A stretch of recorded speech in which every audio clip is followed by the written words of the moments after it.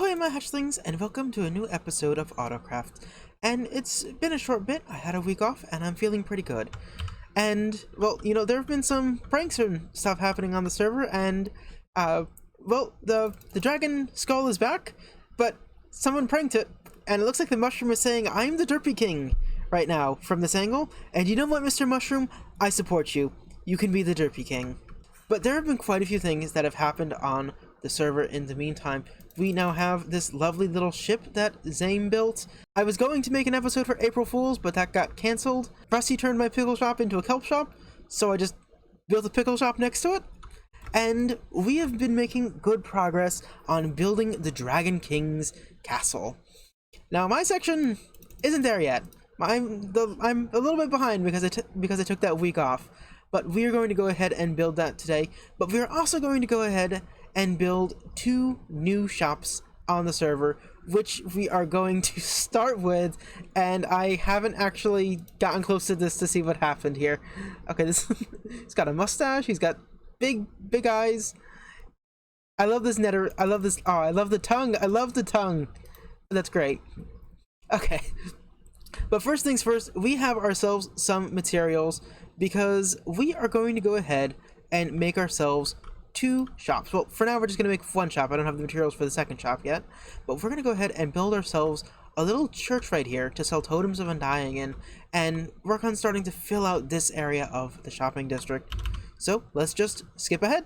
And a few hours later, we now have ourselves a lovely little church here. And I think this thing is quite cute, actually. It's a cute little thing. I should have made it bigger. It's a bit smaller than I probably would like it to be, but it serves the job fine. So you come in here, and we sell totems of undying. So you can buy a shulker box for 16, or just for 1 diamond each. I think that's more than fair. But we got this cute little interior, and we have this nice little altar with a totem of undying on it. And I think this is cute. Oh, also I have a lot of diamonds in my hand because the bookstore needed restocking. We were out of unbreaking and mending books, and I went ahead and picked up all the diamonds from my stores, and well, now I have like 6 stacks of diamonds. So that's cool. That's very cool, which is great because we're gonna need to buy a lot of iron and other materials because it's time for us to get working on our. I love the text in this. Like, this text looks so good. Sorry, but we are going to be working on our next shop, which I believe is going to go right here across from the dye shop. So, one of the things that we've needed for a while is some sort of super smelter. But why not, instead of making a super smelter just for myself, I make one that everyone can use. For a fair price, of course.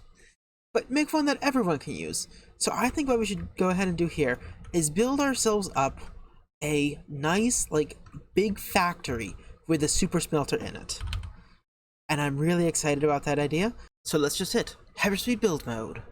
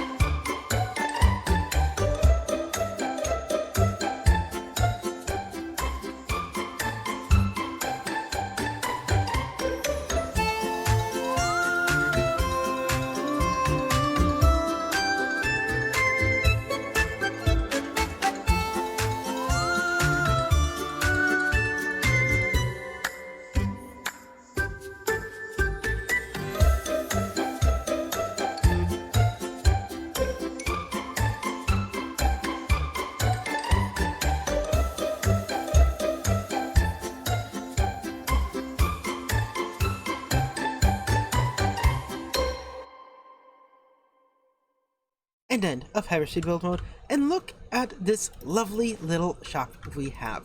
So this was actually based off of okay, that's really in the way. This is actually based off of the cotton mills from where I grew up. I mean, there were these really old cotton mills. A lot of them were just abandoned. Some got turned into apartments. The only problem with these buildings is they look in real life like bad Minecraft. So it's a matter of trying to keep it faithful to design and make it still look like, you know, the thing that I'm going for, but at the same time take some artistic liberties so it's not just so it doesn't just look like bad Minecraft. I think we did pretty okay. I think this looks pretty nice. It's not exactly like it, but you know, this is definitely a industrial build, and I really love that you can just go in here and you can see everything, and I think that's super duper cool. So inside we have ourselves a relatively small super smelter. It's only a 64 furnace super smelter. And then on top of that, we have this machine up here, and this machine is designed to fuel the super smelter. But now, let's go ahead and work on our final project, which is, of course, the Dragon King's castle. So we have gathered all the materials that we need for this, but because we are in the past, we are over at Zame's Industrial District, which I have never seen before. This is... oh, that's a big dripstone farm. This is really, really cool. Oh, the frames! The frames! The frame! Oh my goodness! Okay. Oh boy. Oh boy. Oh, this is bad. Oh, this is really, really bad. Okay. Well, Zame is gonna let us use his super smelter since I haven't actually built mine yet. Oh jeez. Oh jeez. Oh jeez. Okay, so Zame's industrial area is normally not that laggy. He forgot to turn on the storage system and the server crashed. Twice. At least it wasn't me. But we are going to go ahead and work on finishing up this castle. We just have our segment left to do. We have Rusty's segment, Alpen's segment, and Zame's segment that, at least exterior-wise, are all done, and the area is really coming together, and now we just have my segment left to build. So with that, let's hit our last Hyperspeed build mode.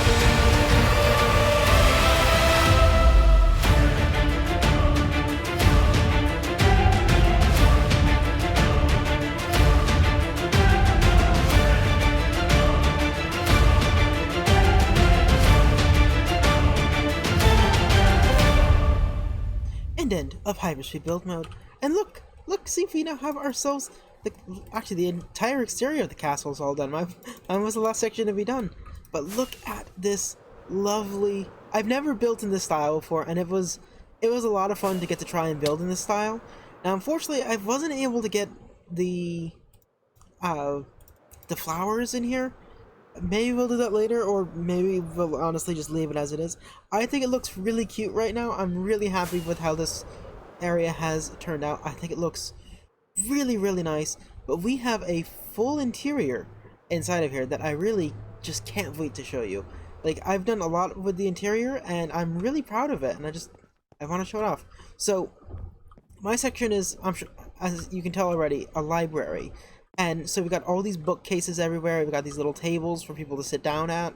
Got this stairwell that comes down, and then more tables over here, and more tables, and more books, and I got stuck underneath.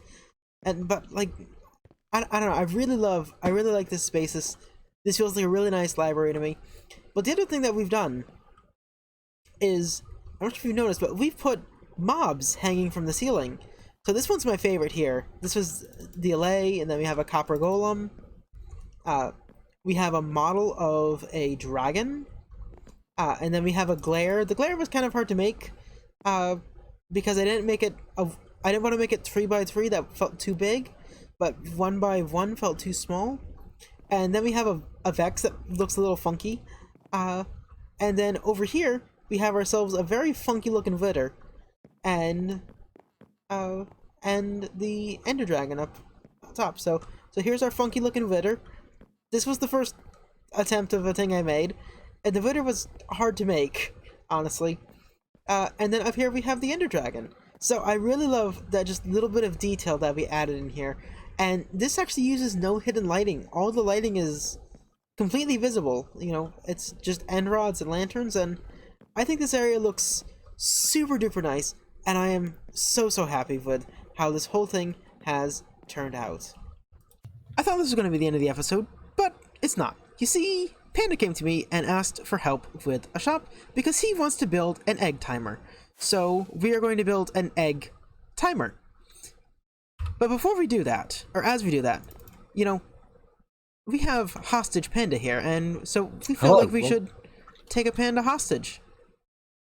Of course, as you see, if it's the host egg, name in progress, it needs to have something inside. And, well, most people would assume, you know, a chicken or, Splash, what else comes out of an egg? Lizards? Or a lizard. It's not about that here. So we're going to get our panda brethren, keep him hostage within the egg. Also, that way Penguin won't keep wandering over into the jungle that we were trying to burn down ages ago. But we've got the bamboo right here, so we can go ahead and try to get them, because apparently you cannot leash pandas.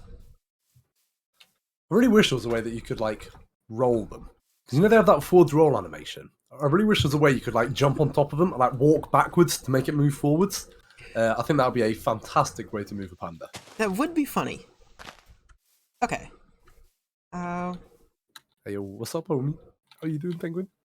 Here, let's give you a Oh my god, Penguin laid an egg! That was the chicken. Splash! There's an egg! I saw that. I think it's for the chicken. I disagree. There's an authentic panda egg. Well, you can sell it at your shop. I shall. Welcome to your forever home. Now, Yay! Penguin, I'm sorry, mate. You're never leaving, but you're gonna help me start stuff. Just like friends do. Oh, that's... I have never seen that animation before. That is... It takes a panda to know what a panda likes. Anyway, onwards with the egg. Well, now we have two hostage pandas. Egg timer. Yeah, it's a very fun visual pun. It's an egg timer. And I'm never gonna not find that funny, Splash. The best thing about it, if you come real close to the hostage, like real close, and just open up your ears, you can just hear Penguin inside. I don't have mob sounds on.